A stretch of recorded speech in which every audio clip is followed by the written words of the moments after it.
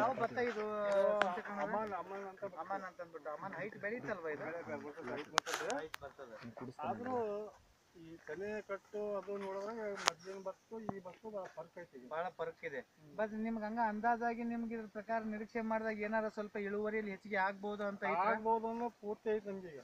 ಆಗ್ಬೋದು ಅಂತ ಐತಿ. ಸರಿ, ಇದನ್ನ ಬೆಳೆ ಕಟಾವ್ ಆದ್ಮೇಲೆ ಒಂದ್ಸರಿ ಬಂದ್ಬಿಟ್ಟು ನಿಮ್ಮನ್ನ ಸಂದರ್ಶನ ಮಾಡ್ತೇವೆ. ಒಕ್ಕರಣಕ್ಕೆ ಆದ್ಮೇಲೆ ಎಷ್ಟು ಚೀಲ ಬಂತು ಕಾಟ ಮಾಡಿ ಆಮೇಲೆ ಇನ್ನೊಂದ್ಸರಿ ಸಂದರ್ಶನ ಮಾಡೋಣ. ಇದು ನನ್ನ ಈ ಒಂದು ವಿಚಾರದಲ್ಲಿ ನೋಡಿದ್ರೆ ಭತ್ತ ಇಷ್ಟೊಂದು ಹೈಟ್ ನಮ್ಮ ಮಟನು ಬಂದಿದೆ ಅಂತಂದ್ರೆ ನಾಳೆ ಗಾಳಿ ಧೂಳೆ ಬಂತಂದ್ರೆ ಏನಾರ ಬೀಳೋ ಚಾನ್ಸಸ್ ಇದೆ ಅಂತ ನನಗೆ ಹೆಂಗ್ ಅನ್ಸುತ್ತೆ ನಿಮ್ಮ ಪ್ರಕಾರ? ಎಲ್ಲ ಬೀಳೋ ಚಾನ್ಸ್ ಐತಿ, ಆದ್ರೆ ಈ ದಡ್ಸಿಂದ ಬೀಳಕ್ಕಿಲ್ಲ ಅಂದ್ರೆ ನನಗೆ ತುಂಬಾ ದಪ್ಪ ಇದೆ ಬೀಳಕ್ಕಿಲ್ಲ ಅಂತ ಅನಿಸ್ತದೆ ನಮ್ಗೆ.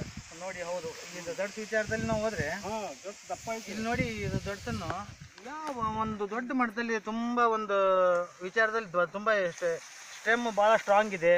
ದಡಿ ಒಂದು ಬಹಳ ಒಂದು ಇದು ಪಿಂಡವಾಗಿದೆ, ಕಬ್ಬು ಇದ್ದಂಗಿದೆ ಈ ಒಂದು ವಿಚಾರದಲ್ಲಿ.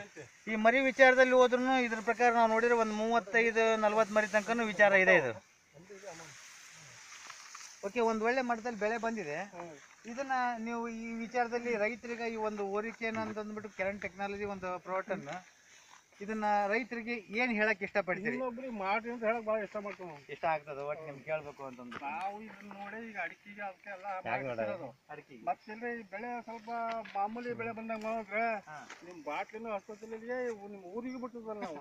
ನಮ್ಮಿಂದ ಮತ್ತೊಬ್ರು ಕೆಡಬಾರ್ದು ಅಂತ ನಾವು ಜನ ಕೇಳ್ಬಿಡ್ತಿದ್ವಿ ಫಸ್ಟ್. ಅಂದ್ರೆ ಕೆರನ್ ಟೆಕ್ನಾಲಜಿ ನಿಮ್ಮ ಭೂಮಿಯಲ್ಲಿ ವರ್ಕ್ ಮಾಡಿದ್ದಕ್ಕೆ ನೀವು ಇವತ್ತು ಅಡಿಕೆಗೂ ಕೂಡ ಹಾಕ್ಲಿಕ್ಕೆ ಕಟ್ಟಿದ್ದೀವಿ ಈಗ. ಓಕೆ, ಒಳ್ಳೆ ವಿಚಾರ. ನಮಸ್ಕಾರ, ನೀವು ಇಷ್ಟೊಂದೆಲ್ಲ ಮಾಹಿತಿ ಕೊಟ್ಟಿದ್ದಕ್ಕೆ ಸೋಮಶೇಖರಣ್ಣರಿಗೆ. Okay, healthy morning. Okay, thank you sir.